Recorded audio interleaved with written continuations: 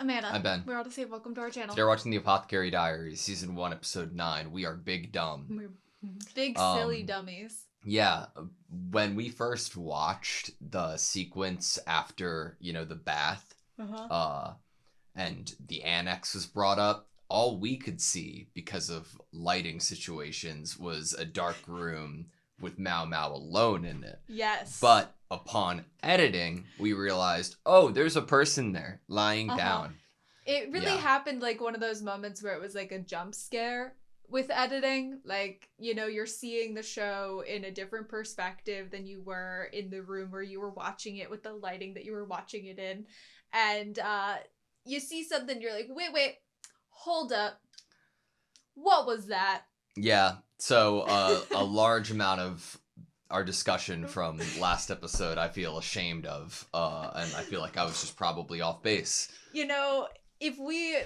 I'm glad that we wouldn't do this, but there's definitely like that part of you that's like, maybe let's just scrub that part of the discussion, re-upload the videos, cut that part out. It's already out there in the world. We can't do that. I don't know. I think that, like, my interpretation of it is, like, just as uncertain, but I definitely could easily, think of some connection to the other things that we were talking about in terms of, like, where Mao Mao potentially could have come from and what her connection to the verdigris house really is. Right.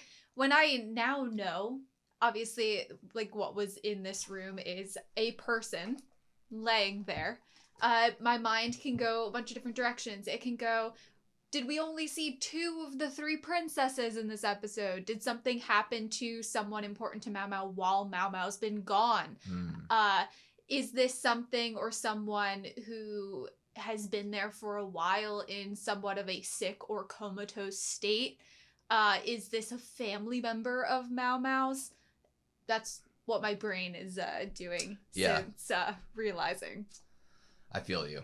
All right, well, you ready to get into episode 9? Yeah. Sweet. You think we're going to get, like, an intro change at any point? Yeah. I could see us definitely getting a new opening. Though I will be sad. I love all the floral in this opening. I love how Mao Mao looks in this opening. You know how after last episode I said that I was going to go back to specifically rewatch the Jinshi scene the last 3 minutes? I did. I watched it multiple times. It made me very happy. If only we had a recap so we could see it again for this episode. Maybe there'll be, like, residual feelings from Jinshi. The aftermath of what Mao Mao said. Yeah. It's been weeks and he hasn't been able to come out of his room. He's gonna run into Lihaku, just walking around. I love rain in anime. That's good. Okay. Suicide or murder? That brings up what happened in last episode. Suicide.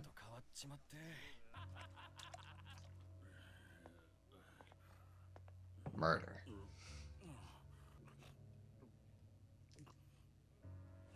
The eyes.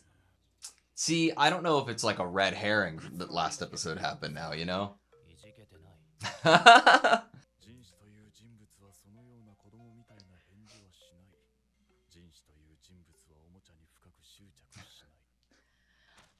The true self versus who this Jinshi is. This character.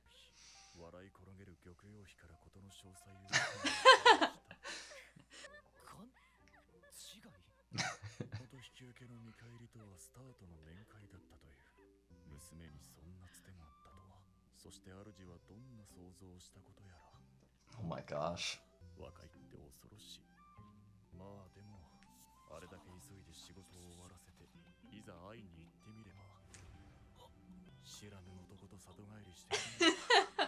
Aww. Him getting his work done so quickly just to go see her. The murder-suicide. Cute. Yeah.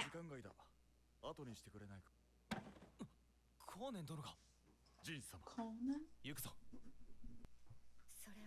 Do you think there's gonna be like an autopsy? お偉いさんが死んじまいましたとさ。この御人がわざわざ次女頭を別の用事で外させたということは。Suspicious circumstances. やっぱり聞いてきた。仲間内の宴席で大量の酒を煽ったと聞いている。それなら死にますね。だが後年殿は酒に強い。飲みすぎで死んだとは思え。宴席で飲まれていた酒の残りだ。おお、酒。後年殿が飲んでいたものは亀がひっくり返って全部流れてしまった。ではその亀に毒が入っていたらわかりませんね。その通りだ。しおらしい。無茶なことを言っているのは承知の上か。Must be important to him.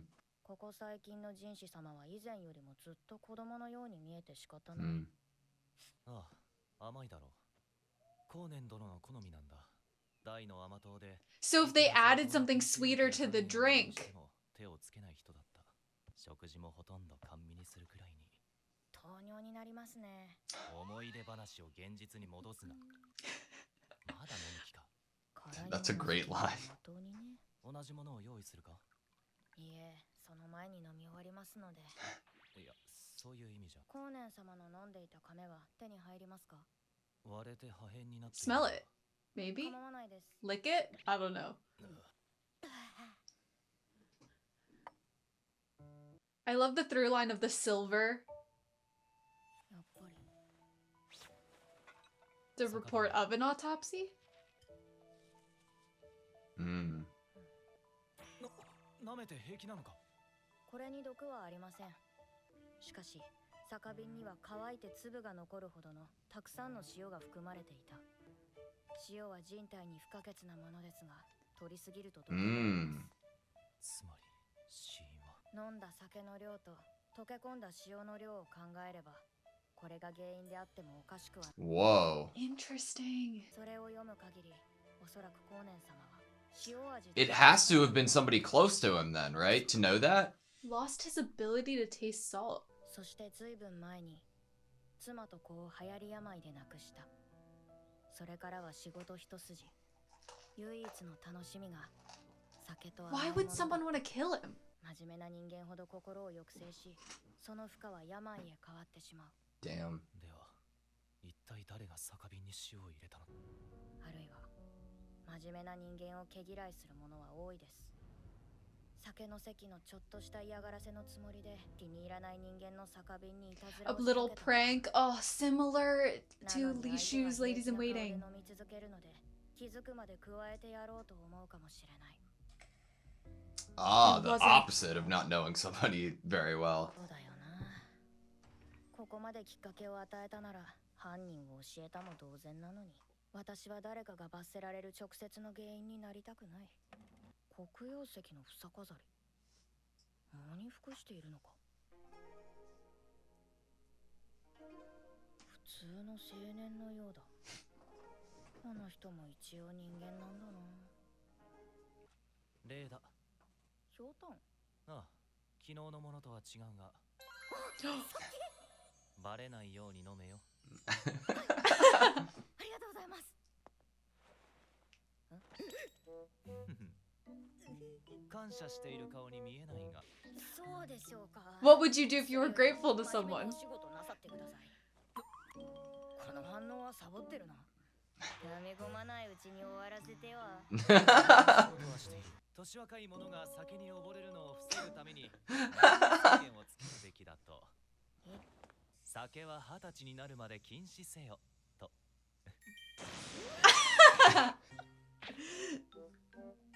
人士様、それ絶対に通さないでください。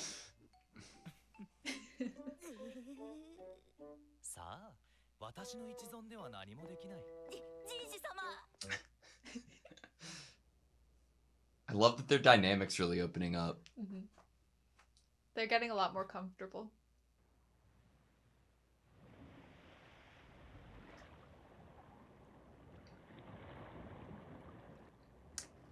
That wasn't the murder-suicide, was it? Oh my god. I think we have had a misunderstanding. I think we have been misled. That was just a prank.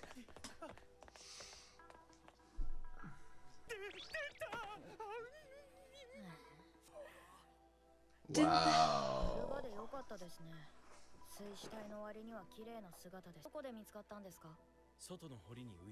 Didn't sometimes courtesans jump over into the moat?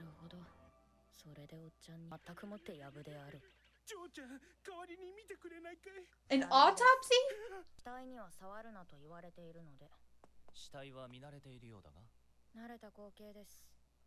花町は一歩裏に入れば無法地帯ですから。死体に触れられないのはなぜだ。薬の師匠に言われている。Interesting. 人間も薬の材料になるからです。好奇心旺盛なお前のことだ。一度でも手を出したら墓荒らしくらいするだろう。絶対に一線を越える。Mao! はい。 Oh my god. He's like, oh yeah, that makes sense. You are very curious. 背が高い。硬い木の靴。片足には Wow, look at her left hand. Yeah. 水の中は冷たかっただろうな。衛兵の見解では昨夜塀に登り堀に身を投げたいわゆる投身自殺だろうと。投身自殺。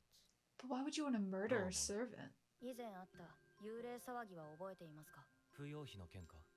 はい。どうやって不要費が外壁に登ったのか疑問で城壁を丹念に調べて回りました。 What? そこで職人が利用したと思われる突起を見つけたのです。すべての女性に行われるわけではないが、高級でも特有の歩き方をたまに見かける。他殺だというのか。それはわかりません。ただ生きたまま堀の中に落ちたのは確かだと思います。這い上がるために何度も堀をかいたのでしょう。死体の指先が赤く血に染まっていました。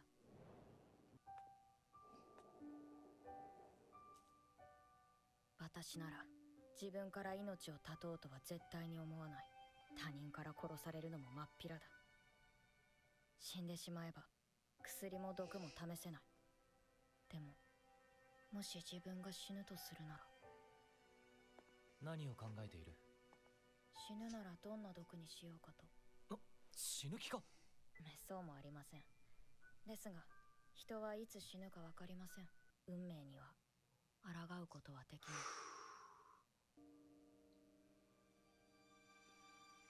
その目に映る冷たい夜。 She's seen some almosts, for sure.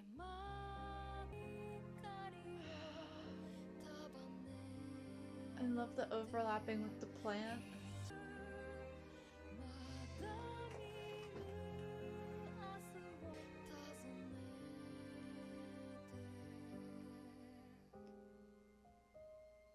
もし私を処刑する場合、毒殺にしていただけませんか？」なんでそうなる。もし私が何か粗相をした場合、処分を下すのは人士様でしょうから。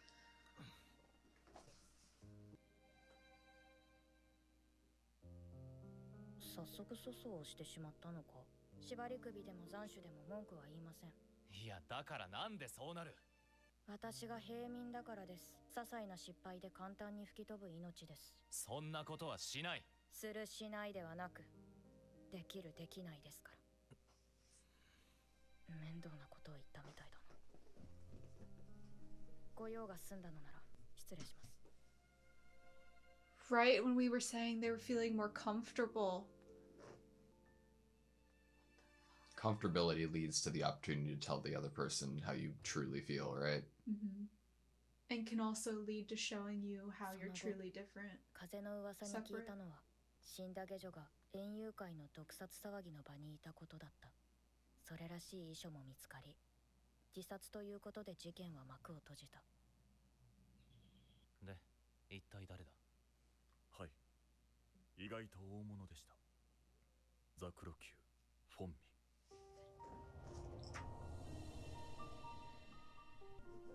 祝妃アード・オ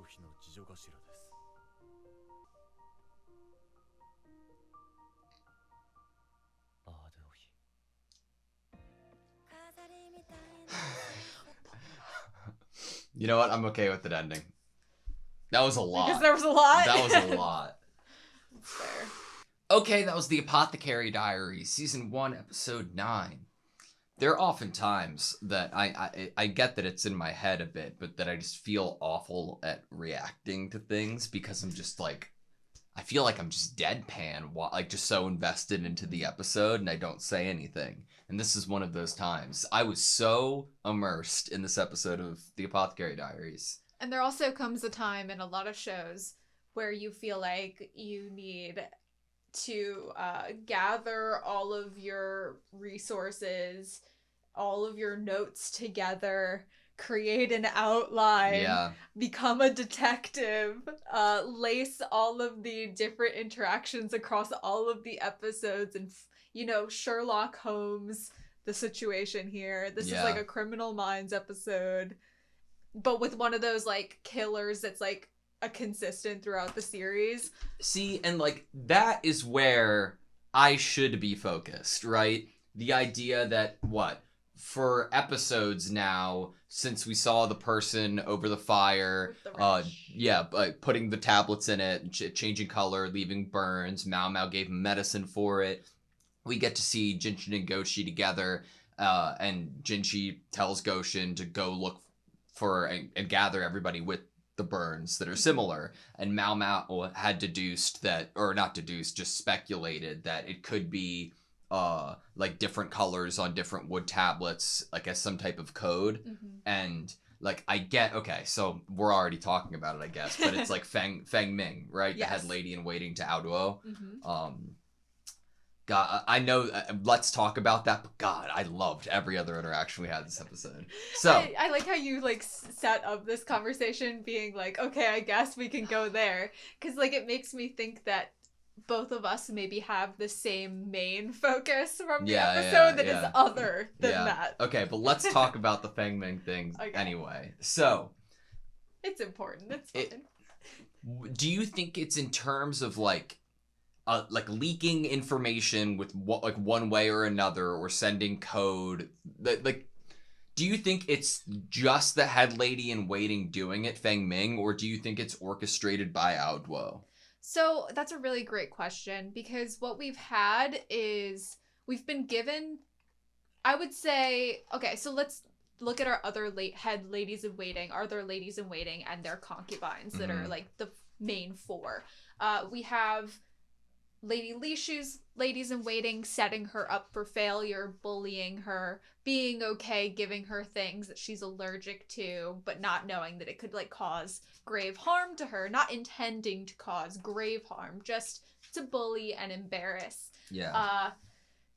We have Lady Luiha's like ladies in waiting putting on the powder on her face that killed her baby and ends up, making her sicker and sicker. Yeah. We have some unintentional and some intentional harm that's happening here, which totally is showcased at the beginning of the episode. I think that the reason we got what happened to Conan at the beginning of this episode is to drive home the fact that sometimes you could accidentally kill someone. Sometimes a prank or something that even isn't malicious at all and is out of good faith for the most part, like Lady Luiha's ladies in waiting wanting her to look beautiful and feel beautiful, can cause harm. And we're really bringing that forth here. Do you think that this is another iteration of that, or do you think that you do that so that this is the difference? I think that you do that so this is the difference. Yeah, like what like malice and like intent looks like. Especially with last episode when we were back at the Verdigris house and we got what looked like a double suicide but was actually a murder, and for that to then happen in the rear palace when all of the other things were more or less an accident, now to have a real murder would make, I think, a lot of sense.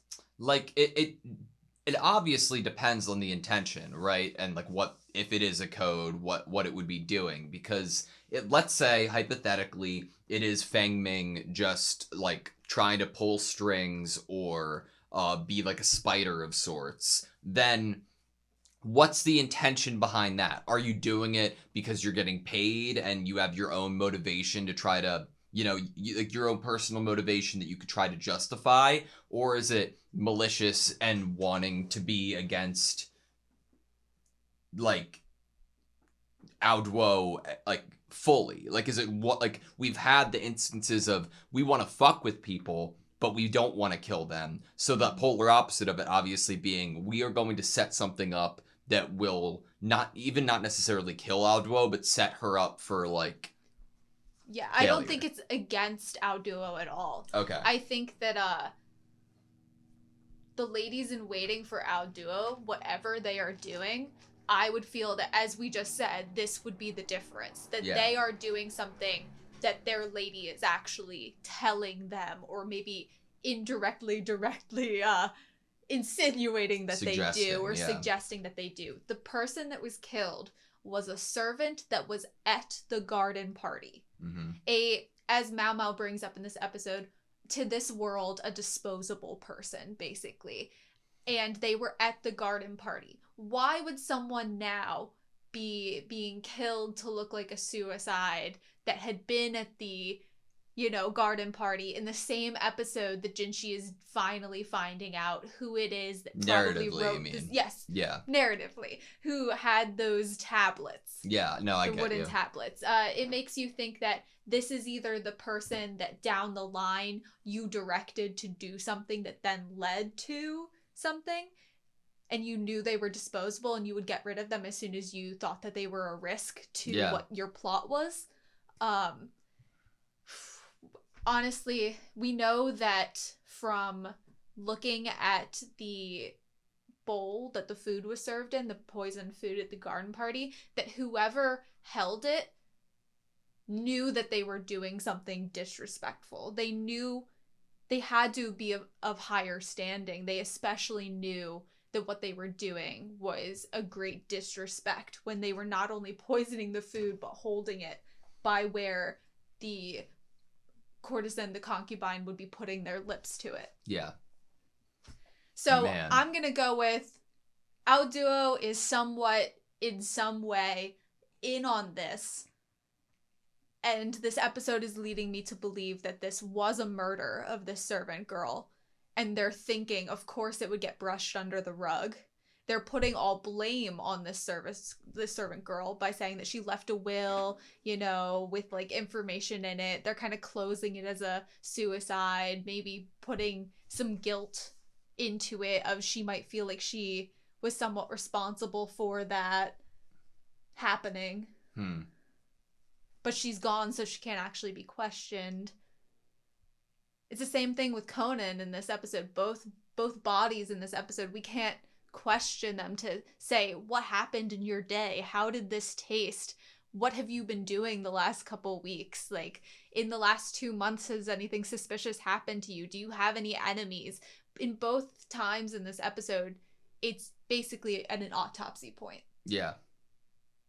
I just think that, like, that being paired in the same episode with the conversation we got from Jinshi and Mao Mao, along with one of the best, like, montages thematically I've ever seen, is, like, we've said it a billion times for the show already, but everything's connected, but it's connected so well. Specifically this episode, I think that this is what I think the most well-written episode of the Apothecary Diaries we've gotten so far. Yeah, I would totally agree. Like, those, like, cakes that have really thin layer of cake and then a really thin layer of icing, and it's, like, really layered and really stacked? That's what Apothecary Diaries makes me think of in terms of, like, a visual representation of how things are written. Because as we've been talking about maybe the more poison, murder, suicide plots that's been thoroughly kind of brought in through all the episodes, we even bring up Lady Fuyu as how we've, like, realized how someone could climb the wall. So, like, you don't get the idea that Feng Ming, like, the revelation here that, like, she has burns and that, like, the investigation has come to fruition, right? Without implanting it several times throughout the story. Mhm. If you do just bring it all at once as a new plot point here, it doesn't feel as good. And great for that. But, oh my god, you don't get the conversation about death in terms of Jinshi and Mao Mao this episode, unless you get the conversation or the instance with Conan that happened earlier this episode, which you don't get that conversation with Conan if you don't already have an emotional, like, real connection in between the two characters of Jinshi and Mao Mao. That's why I brought up the cake. Yeah. Because the other layers are the other things that are happening. Like I said, one of the layers is the murder-suicide sort of plot that's being laced through. The other thing that's happening here is interpersonal relationships being formed and two people becoming more and more connected, seeing where there are parallels within their lives in terms of doing something that is against who your true self might be, or disguising that for whatever means is necessary in your life to be doing that. And what happens in this episode is so beautiful, because the moment that we as a viewer are like, oh my gosh, they're starting to realize even more so after the last couple episodes that there's something more to the other, that there's something more interesting here. Jinshi's been acting more childish recently.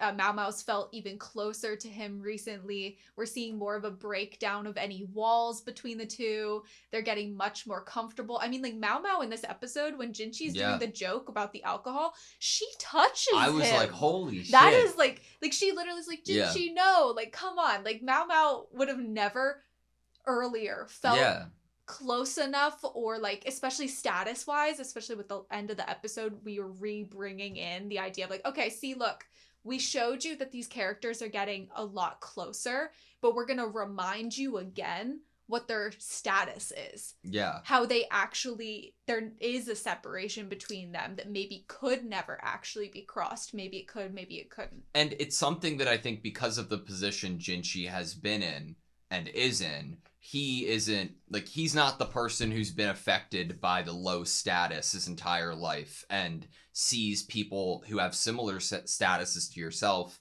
being reprimanded or executed for something as a mistake, right? But Mao Mao has. But the thing that I love most about it is that both of these characters are stubborn in a feeling that they, like an aspect of their personality, whether it's like an infatuation with what Mao Mao is infatuated with, being an apothecary, knowing how different poisons would interact, or Jinshi's, we got a little of it, but it seems like he's very he has a very strong perspective of the world in terms of like how he would go about treating people, or necessarily like what is being nice. But they're so receptive to each other's perspectives still. Like, you had said something immediately after the last portion of their interaction where it kind of ended like not in like the most positive of ways, but I think that it was kind of a positive interaction. Like, the way that both Jinshi and Mao Mao accept each other's dialogue, even though they come from very different perspectives, is like really satisfying and refreshing. I think that's what we've seen thus far, is them be able to come together from different perspectives and have respectful and intelligent conversation about other people and other instances. What we have here is them being able to do it both from the garden party episode and now as more of a personal level of being able to be respectful and like talking, being real with each other in that moment, back and forth. But I think that something else from the garden party that can be brought up for this specific interaction is the idea of Goshen saying to Jinshi, or at least saying in his head, that Mao Mao is Jinshi's new toy. Yeah. Jinshi, from this conversation, is hearing something that I don't think he's ever thought about. That he is probably going to realize here, if not already, he's going to realize it in the future, the danger that he has brought Mao Mao into. Mao Mao could have just served her term as a servant and gone home. Yeah. But now Mao Mao is a food taster for a concubine, is diagnosing illnesses, is having conjecture about murders and suicide of high-ranking officials is possibly a part of accusing a high-ranking concubine's like head lady in waiting of doing something suspicious. He's literally pushed her into this world out of his own, you know, curiosity about her, enjoyment of having her around. We get this cute anecdote early in the episode about him rushing through his work so he can go see her. Yeah. You know, this is like a fun to him. This is making him feel, this is true to him. This is what he wants to do. The rest is work that's on top of him that he has to do or character he has to play. But his interactions with Mao Mao are what he truly is excited about in the day and something that makes him happy. But in this episode, Mao Mao's bringing up, like, I could make a mistake. The job that I am in, I could either not realize that something is poisoned and Gyokyu could get poisoned and die and then I'd be punished, or my conjecture or what the situations that I am being asked to talk on. I could accuse someone and get in trouble and it be wrong. I could fail to save someone. Like, the position she's in now. Yeah. And who would have to be one of the people that's calling for punishment? Jinshi. Yeah. I wanted to read a couple of the lines in reference to the conversation. My life is easily taken away over the slightest mistake. I would never do such a thing. It's not a would or would not type of issue. It's a can or a cannot. Oh my god. Like, that really got a reaction out of Jinshi, as Mao Mao observes. And he really just decides to listen to her here after that. Like, it's just like, that's what I mean of like the, like, being accepting or open to that counter perspective that, like, it's nothing negative to me in the sense of like their interaction. I think like Jinshi could have been like, holy shit, like it's a realization, but like it's progress, and I love that. Yeah, I mean, any character that goes from at first being defensive, like, no, I would never do that to you, to truly being like, wait, I should be hearing what this person has to say, like, you know, being respectful there, but also like take my defense out of it and realize that they do have reason. Even if it's not specific to me, they do have reason to fear here. Man, Mao Mao's teacher telling her not which to we know it's her dad. Like, yeah, I know, but just the idea of like, okay, don't do autopsies, can't touch a dead body. And like, I love like my... What was your initial like? I was like a little bit pure of like, oh, what, why? I wonder if it's like a sign of respect or like. I wasn't going sign of respect. I was going, if someone died of an illness or an epidemic, you wouldn't want to touch the body like a plague doctor. Yeah. Kind of thing. I was definitely in that vein as well. But fuck, We were wrong. holy shit. It wasn't that. Imagine that it's like you're a writer and you don't want to have to, or a mangaka, and you don't want to have to draw your main character like having to do an autopsy, and you choose to write your character out of it by being like, that's how fucking obsessed with poisons my character is, that even the thought of like the teacher like observing their practices being so fucking unhinged and dangerous, if they opened a little bit of this untapped well, that they would never come back. 2 points. How and why is the doctor scared of dead bodies? How did he get this job? Who did the autopsy on Conan if he's not scared of a dead body? These are the questions. Yeah. Also, very shocking that we actually saw the body. Like, I thought because we were only talking about the official that died earlier, Conan, at the beginning of the episode, in kind of like we're talking about him, but his body isn't there. The autopsy's already probably been done. Everything's done. I was never going like, we're gonna see a dead body. Like, I was like, oh, this is obvious. They're handling it this way because they're not gonna show us a dead body.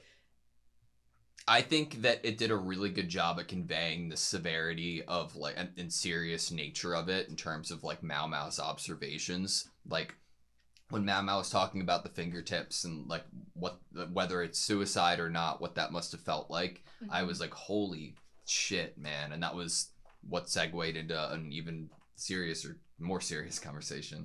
Right. In that serious conversation, one of the things that Mao Mao asks for is that if Jinshi has to make a decision on how to execute Mao Mao, that it please be poison. Mm-hmm. And that is her being like, I know you care about me. So if you did have to execute me, make it be the option. If you do care about me still, then like that's what I would want. And of course we know that that's what she would want. But oh, sorry. I'll write it down.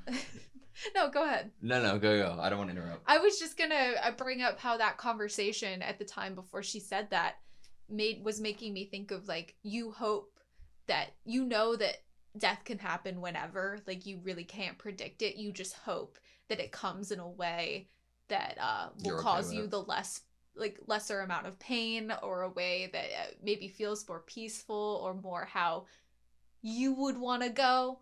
But in this show, it's being brought up like that's not the case. Like the fingertips of that servant girl who was basically taken up there and thrown into such a cold moat, like that she was then clawing at the walls, like that is not a way that you want to go. It is like a very big thing to ask of like within the world of the like how Mao Mao's portraying it, that you don't get to choose. You know, like it would be a pipe dream to choose. Mao Mao immediately after saying that, asking for like, well, if you do have that choice and have that control, can you do what I would have wanted?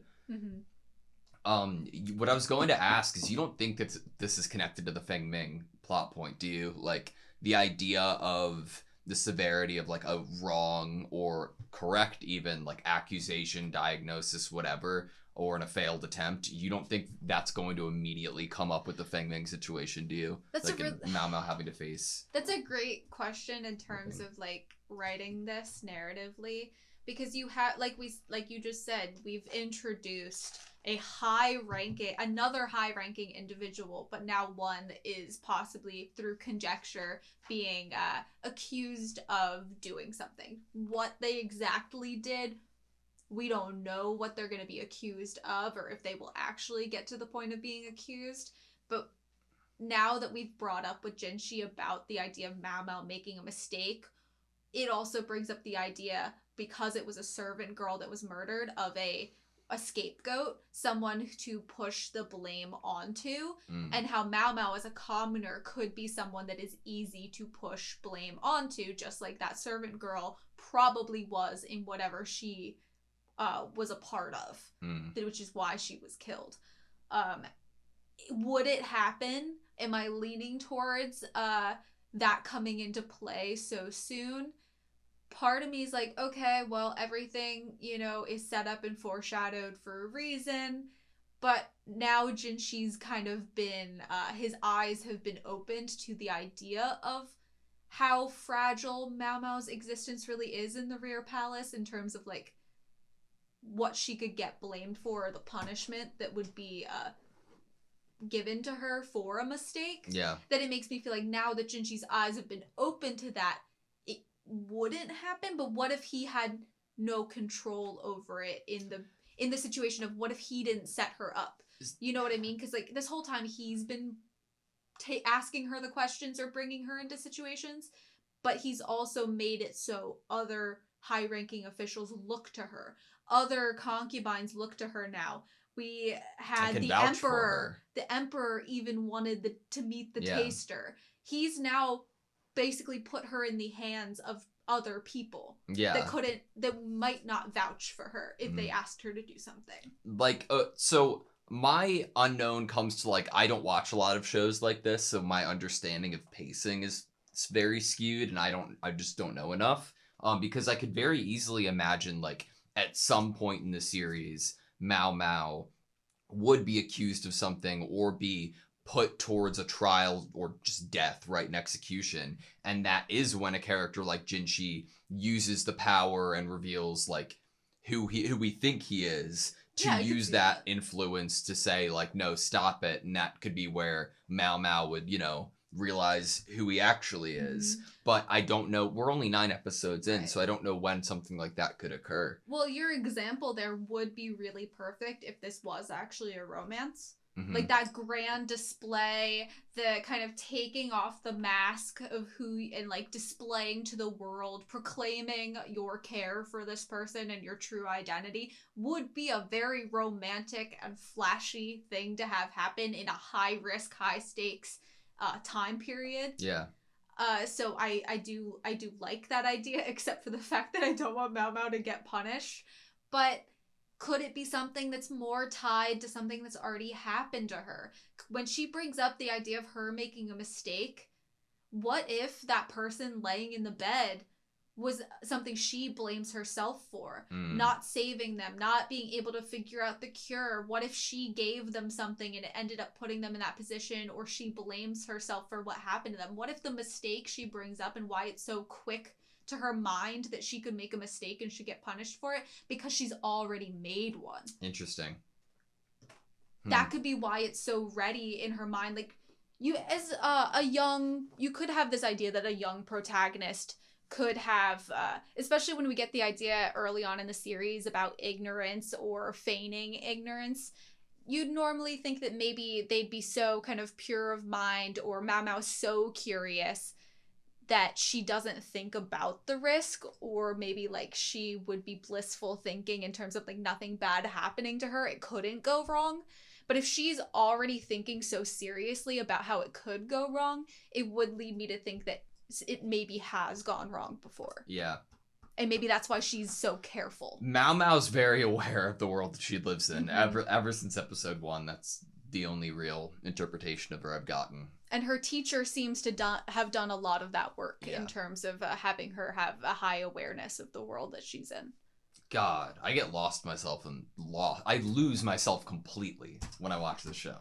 Every episode, man. I love it. The score is so good. There were like 2 different moments. The close up on Jinchu's face score. Yeah. Yes. The entire like montage of death that we've seen so far. We should talk about the montage. Yeah. Just briefly. We don't necessarily have to bring it up, but I am curious, just without you seeing it, do you feel, as you've come out of the episode, that everything that was in it was something we've already seen in the show? My initial reaction was no, and then I was like, yes. See, that happened to me a few times. There were a few moments where I was like, okay, yes, I know what that is. Okay, yeah, I can place that. But there was like 1 or 2 shots that I was like, wait, have I seen this? Maybe. You know, I'm double checking with myself. We get Mao Mao's eyes from last episode, which definitely leads us to, wouldn't that give us context for the body in the bed? Yeah. If all of these are murders, suicides, poisonings that are happening. I get you. Like, but all of like the stabbing, for instance, right? Like, that's. But that knife looked different. Yeah. That's a different, like, that's like not the little girl. That's a very ornate knife held by a woman with longer hair. And then there's like stones or something at the end. There's like a person gathering like rocks. I am excited to edit this because I will be able to see it better than we can currently. And like really pick it apart. Yeah. You know, Li Shu eating, the lady in waiting smiling. Like in all this, but like the earlier shots, I really definitely want to take time and look at. There's something at the end that I didn't think I'd seen. So definitely when whoever is editing it, I think you just pulled it up. It's like a longer haired woman with like little stones or rocks, and then she's sitting in a bed.